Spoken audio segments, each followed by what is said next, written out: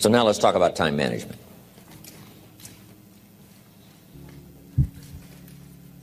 Time, key phrase. We all have a limited supply. My father had 93 years, but it seemed short. In his seemingly long life of 93 years, it was short because it just seems like if we only had more time. Old Testament gives us a view of some people who live to be 500, 600, 700, 800, 900 years old. If I have a chance to ask, I will ask, how come we got shortchanged?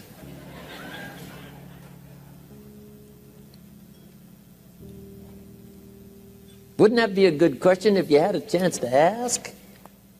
Imagine 700, 800, 900 years to watch generation after generation after generation after generation stay healthy and well. I mean, you gotta be healthy to make it to 900. You gotta take your vitamins.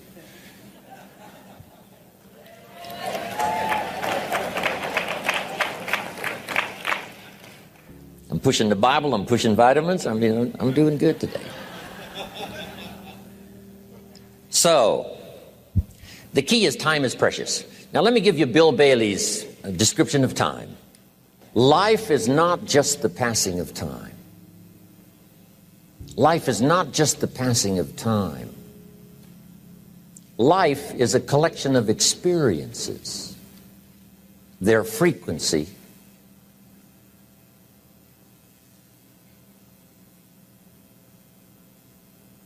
and their intensity. Life is not just watching the clock tick away. Life is a collection of experiences, their intensity, their frequency. When my friend Mark died at age 44, someone says, that's young to die. But what if he lived 4 lifetimes in one? It might not be too young. So here's whatever the span of your life turns out to be, here's what you want to fill it up with: experiences and the intensity of those experiences.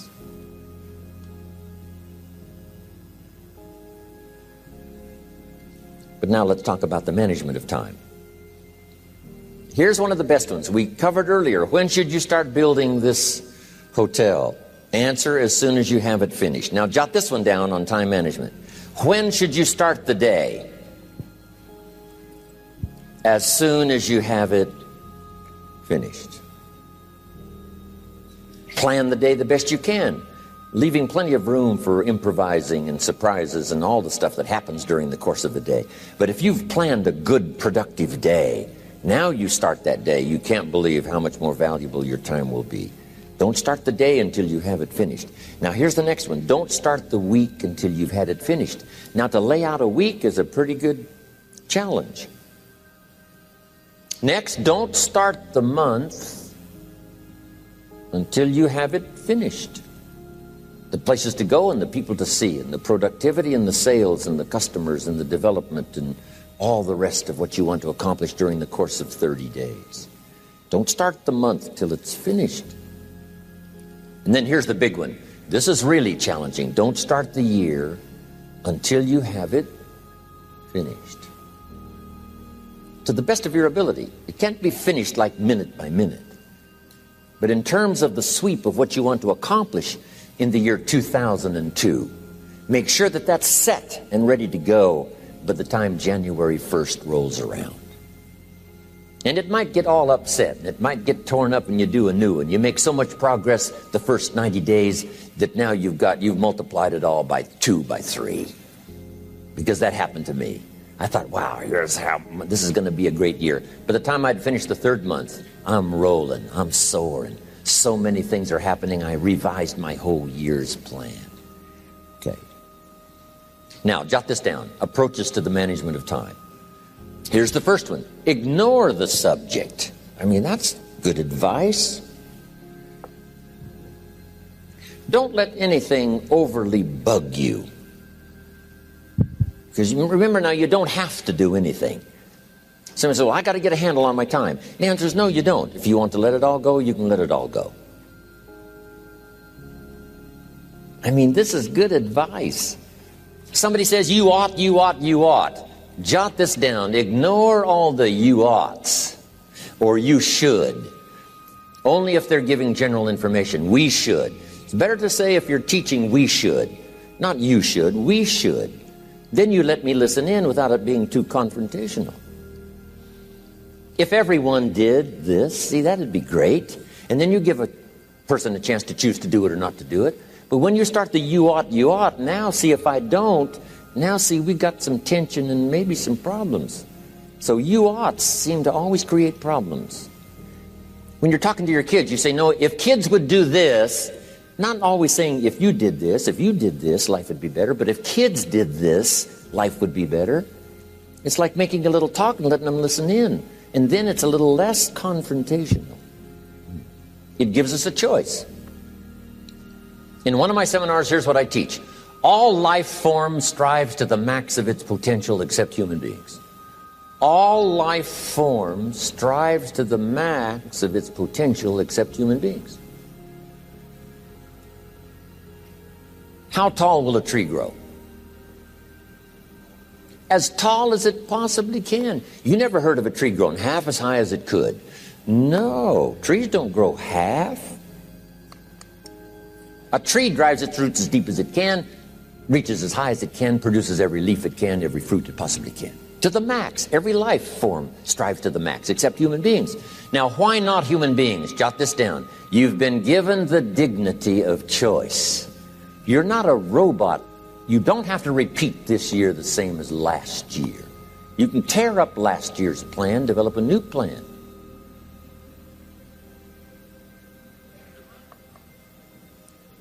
So, the dignity of being a human being. Now, here's the choice on being a human being. To be part of all we were meant to be, or to be all. To strive for all, or half, or part, or some. The choice is up to you. To develop one skill or 10 skills.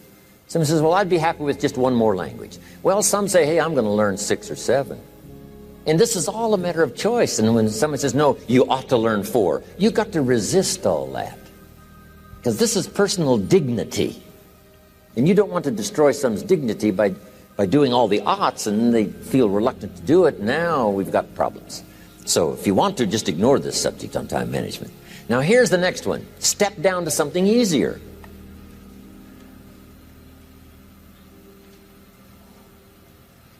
The guy's in sales, and he says, oh, I want to own the company. Finally owns the company. Now he's got no time to play golf. He said, when I was in sales, I was making big money playing golf 3 days a week. Heck with this owning something. Heck with managing. My life was never my own after I started to manage. I'm going back to sales. See, this is the key. If you're getting too pressed, you might consider stepping down to something with a little easier time pressure. Little girl says to her mother, Daddy comes home, brings his briefcase and pats me on the head and says hello, disappears and works on his papers. How come my daddy doesn't play with me? And her mother said, look, your daddy loves you very much, but he's so busy at work, he can't get it all done, he has to bring it home. He loves you, but that's why he can't play with you. And the little girl said, why don't they just put him in a slower group? So, jot this down now. If you don't have time for your kids, you might consider joining a slower group. Remember when I said some things I went for cost me too much? So reconsider. Next key to time management. And that's work longer and harder. But see, there's a limit to that. I almost lost my health the first year. I went so crazy about personal development and achievement. I just went bonkers. You know, I told you I was skinny, but at the end of that first year, I was a walking shadow. And then it suddenly occurred to me, what if I got rich and too ill to spend it? I mean, that was a shocker. So I started, developing a little more reasonable. Because I said, if 12 hours won't do it, I'll work 14. If that won't do it, I'll work 18. I mean, how many hours it takes. And sure enough, it cost me too much. So see, working longer and harder for some might be appropriate. If you're just sitting around not doing that much, this might be good, work longer and harder. But you can only work so hard. Here's the key, not to work harder, but smarter. when you've worked as hard as you can, doing the best you can in terms of physical output in the time, reasonable time. Now here's the ultimate in the management of time, and that is you simply become more skillful. When I first got into sales, I was around people that could get, 9 out of 10, 8 out of 10. And when I first started, I could only get 1 out of 10. But here's what I did. I worked around the clock, so that I would make up in numbers what I lacked in skill. That's good in sales. You got to jot that down. When you're new, you make up in numbers what you lack in skill. Now, when you become more skillful, the numbers can go down because now your persuasive ability and all of that is now so high that you don't need to put as many numbers out. But at first, if you want to compete or if you want to really get good, you've got to put in the numbers. But if you get more from yourself, develop more of yourself, now the time management becomes an easier task. Now here's the next thing. Either you run the project or it runs you. I've found out when you start something, at first you're in charge. All of a sudden, a year later, it's in charge. Some of the companies I started, I'm telling you, I'm in control. A couple of years later, I'm out of control. At first, I've got it on the run. 2 years later, it's got me on the run. Haven't got enough time. I'm dizzy with trying to get it all done. So here's part of the key, and that's to get in charge. Say, I'm going to take charge of my health. One of my albums is entitled, Take Charge of Your Life. Take charge of your time. Take charge of your resources, which we're going to talk about next. Take charge of your health. You're the one that's responsible for it. It's not a requirement of society that you not have a heart attack and take care of your family. That's not a requirement of society, but you must make it a requirement of yourself. Society doesn't require that you build a financial wall around your family nothing can get through. That's not a requirement of society. It's a requirement you impose on yourself to build a financial wall around your family nothing can get through. So impose on yourself this self-development of being in charge, taking charge of your life and your health and your future and your responsibilities and all the rest. Next, reasonable time is enough time to achieve all of your goals. Just jot that down. Reasonable time is enough time. I had to learn that. Reasonable time is enough time. Here's why. It's not the hours you put in, it's what you put in the hours. If you start depositing greater ideas into the hours you've got later than now, I'm telling you later, you can't believe the productivity that will flow. The ideas you can't think of now, a year from now, they'll start to flow. And when you deposit those ideas in the hours you've got, productivity multiplies by 2, 3, 5, 10. Next, time management essential. We've already covered the first one, a written set of goals. And then do priorities on your goals. What's important this week? What's important this month? Here's the next one. Often review. Just go over your goals to make sure that your list is working for you. It's got you inspired. It's got you turned on.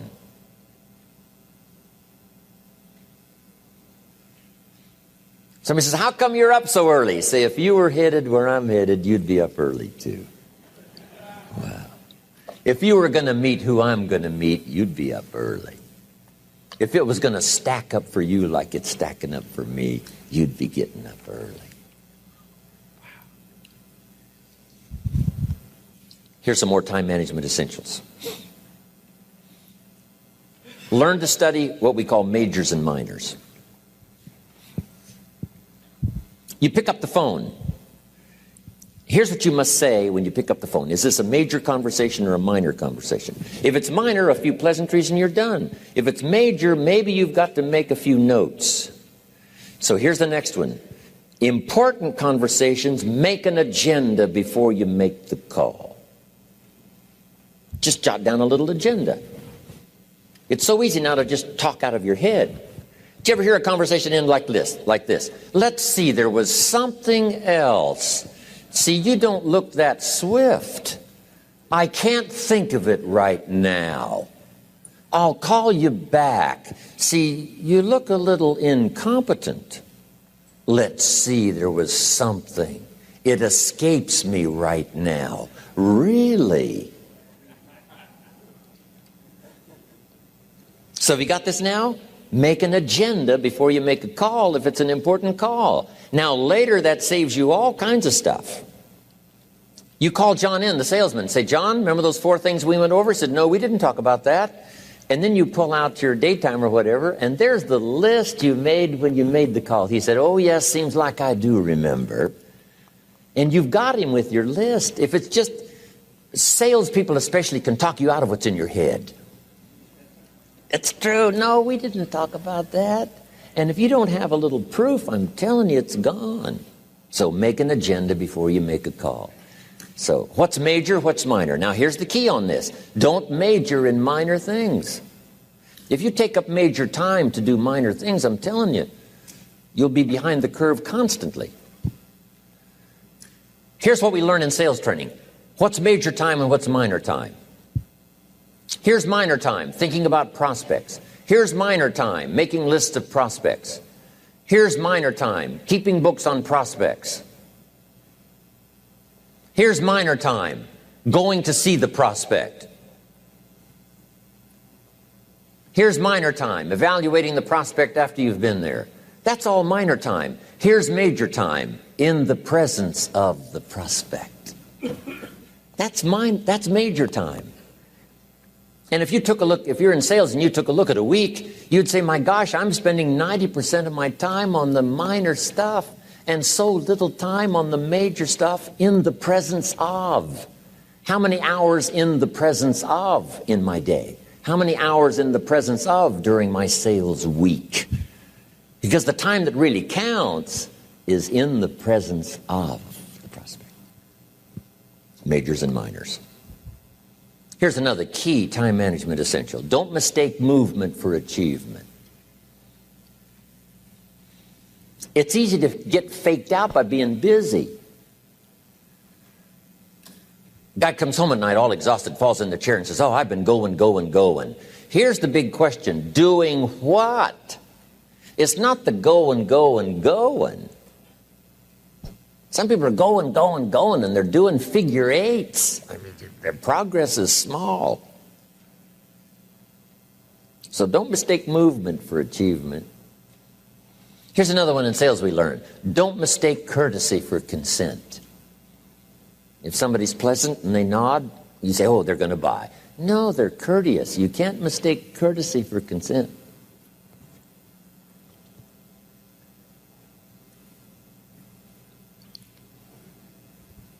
Now here's a big one, concentration. I had to learn this. All those years ago, I'm in the shower trying to compose a letter. Found it turns out to be a strange letter. So here's what I learned to do. Save the work till you get to the office. Save the work till you get to the work.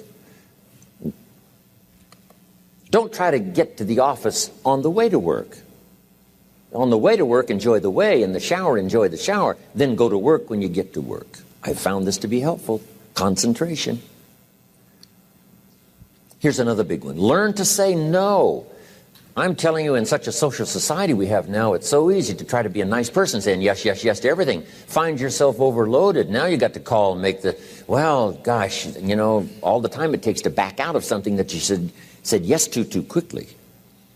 Here's what might be better. I don't think so, but if that changes, I'll call you. Little things you can use not to overcommit yourself. My friend Ron Reynolds says, don't let your mouth overload your back. It's a good one. Now here's a big one on time management. When you work, work. When you play, play. Don't mix the two. Don't work at play. I used to take my family to the beach and I would bring my briefcase.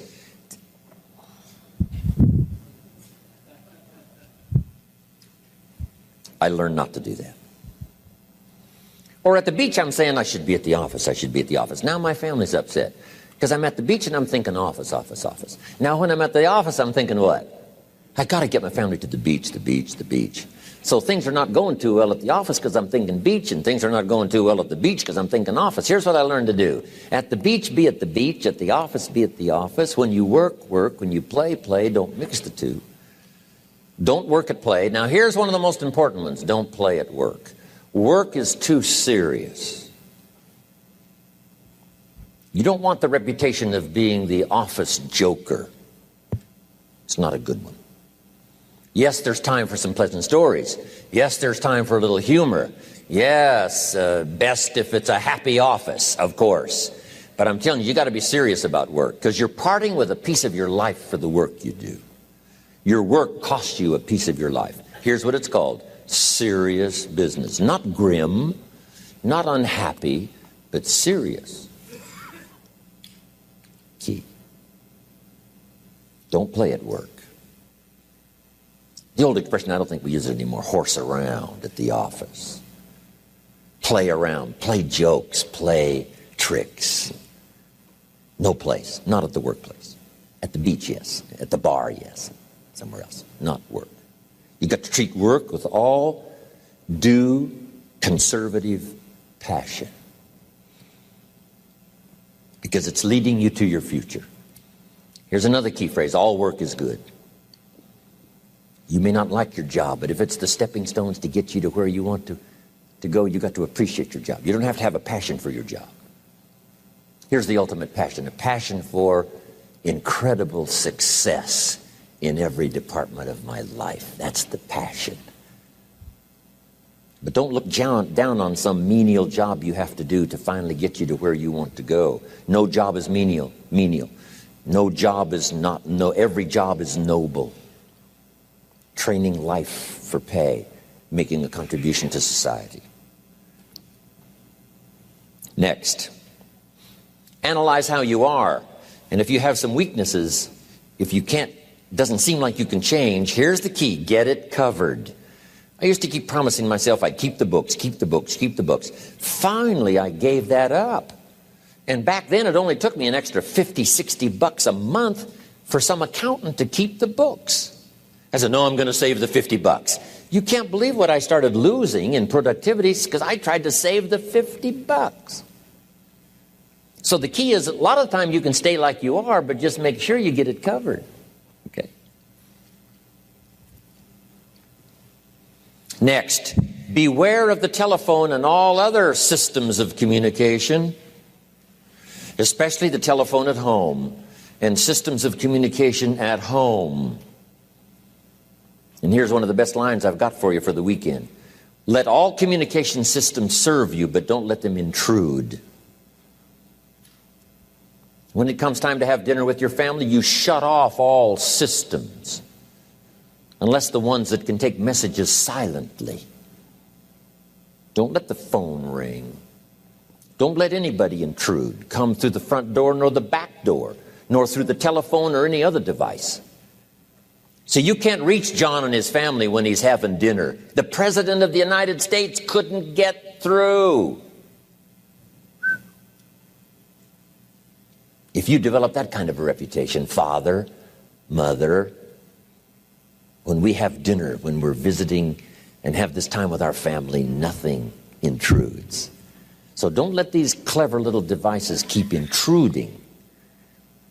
You've got to have a place that's sacrosanct. It's valuable. You don't let anything in for that period of time. Okay. Isn't that good advice? Excellent advice. Here's the next one. Read all the books. You know, I've only got a few notes here on time management, but if you've got some particular challenges, you run a big organization, a big corporation, you've got some challenges, there's plenty of books. Now, here's what's next. Just be more alert to the things that might be stealing your time. Here's why. Time is like capital. You can't let someone steal your seed corn. You can't let someone steal your capital. And you can't let someone steal your time. You must designate your time. And some of the time that you designate, you must not let anyone steal. Casual time, you might let someone intrude and steal a little bit and take a little bit, but not serious time. Key. Next, One of the great time management savers is to learn to ask questions up front. Sometimes you talk to somebody for an hour, and then you ask questions and find out if you would have asked those questions up front, you could have saved yourself an hour. Asking questions up front helps you to get to the problem now. But if you just launch into some discourse, you might waste 30 minutes, waste an hour, when here's what you should have been talking about. After you finished an hour, you say, John, what's really the problem? He said, well, it's something personal. See, that's what you should have been talking about this whole hour. Key. Next, learn to think on paper. Now we're going to take a break. Some ways to think on paper. One, we've covered one. Solving problems. Take it out of your head and put it on paper. Another one is setting goals. Making these lists we've already started. Here's another good way to think on paper. It's a projects book. Each person you're working with and each project you're working on, get a loose leaf binder and a tab and some pieces of paper behind the tab and do a little continual summary of how it's going between you and that person and between you and that project. I call it a projects book. It is so useful to me. But what's going on between you and this person? When you last got together, what did you talk about? And you got a few notes there. Here's what we talked about the last time we got together. Now when you get together again, you can review that so you'll know better what to talk about. When the president gets ready to travel and he's going to meet some important people, guess what they bring him? All these briefing books. Right? The last time you were with Khrushchev, Kennedy is informed. Here's what he said and here's what you said. Kennedy said, oh, that's valuable. I need to remember that. If a person is important, it's worth a little running account. You might even have a projects book for your children. Here's what's happening between me and my child. We've talked about this, and we've talked about this, and we've talked about this. Next, a day timer. Keeping track of all of your appointments. You know, mine is all filled with, when to catch an airplane and when to do a seminar and when to sit down and have a conference, all the rest. Next is a game plan. If you've got a house and the, insurance is going to come due and some other things are going to come due, you just put it on a spreadsheet and make sure it's taken care of. Key phrase, take things out of your head and put them on paper. And the key is to just experiment with different ways that helps you to do that. Now here's the last one, thinking on paper, and that's to keep a journal. One of the things I'm known for around the world, have been now for 39, 40 years, is keeping a journal. Now my journal is not it's not necessarily it's not like a diary. It might be part diary. I'm flying over Ireland and I write down a few little things that impress me. Today I met this person. Wow, what an extraordinary event. Today I conducted this seminar in Rome. 1,000 people stood up and sang for me. I've got a little bit of a diary in there. But here's what primarily your journal is for. Collecting good ideas. A journal is to collect good ideas on your health, good ideas for your business, good ideas for your future, good ideas for time management. Because I used to take notes on pieces of paper and torn off corners and backs of old envelopes and restaurant placemats. And I threw all this stuff in a drawer. It did not serve me well. I finally learned to get a bound copy, right? And just keep a journal, right? If I was here, I had my journal, I'd be taking notes, right? These 2 days in my journal. Now, if you're caught without your journal, you just take the notes when you get back home. You put those notes in your journal, throw the paper away. Because we don't usually go through paper to review. But see, my journals now make up a significant part of my own library. My journal's all reserved privately for my children and my grandchildren. Can you imagine what I've collected over the years? It's unbelievable. There are 3 treasures to leave behind. I think you've already got those notes, right? Here they are. Number 1, your pictures. Don't leave the event unrecorded. It takes only a fraction of a second to say, here's who I was with. When I travel the world, right? We take all these pictures, and here's one of the gifts People send me the pictures they took of me and them. It's part of the treasures I have on the farm. Incredible. A picture's worth 1,000 words to describe the scene, the emotion, what happened. Say, wow, this was an extraordinary day for me when I met these people. Here's what they told me happened to them when they went to my seminar 10 years ago. Wow, the drama comes back if you've taken the pictures. It's one of the treasures to leave behind when you go. Remember the old photographs that we have now of, 100 years ago, 70, 80 years ago, just a few photographs?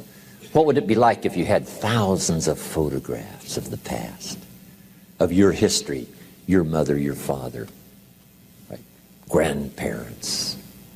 So change all of that now for your children. Leave all your photographs as a record. Here's what's next to leave behind, and that's your library.